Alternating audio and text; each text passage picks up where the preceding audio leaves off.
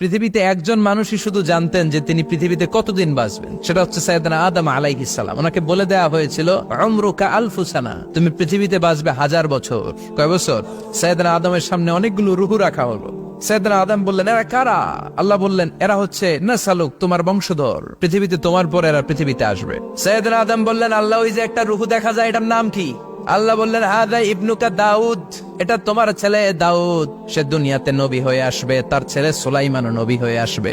সাইয়েদনা আদম বললেন, মাবুদ, আমার ছেলে দাউদের কত বছর হায়াত আপনি দিয়েছেন? আল্লাহ বললেন, 40 সানা, মাত্র 40 বছর, 4 ইয়ার্স, 40 বছর তোমার ছেলেটা বাঁচবে। ও আল্লাহ, আমি বাঁচবো কয় বছর? তুমি বাঁচবে 1000 বছর।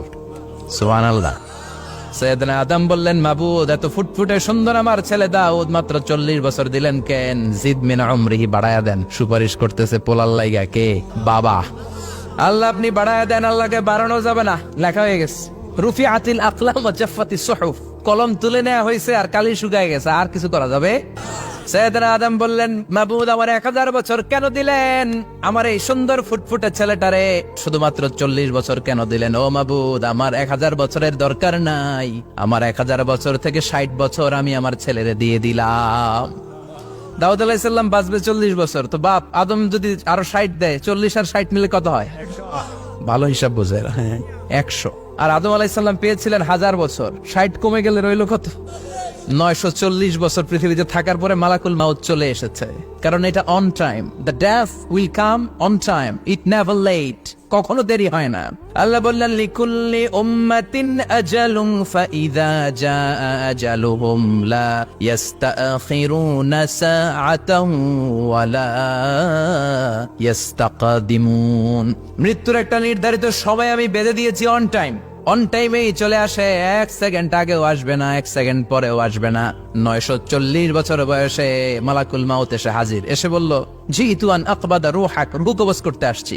আদম আলাইহিস সালাম বললেন, রূহ কবজ করতে আসছো মানে? আমি বাঁচবো তো 1000 বছর। কয় বছর?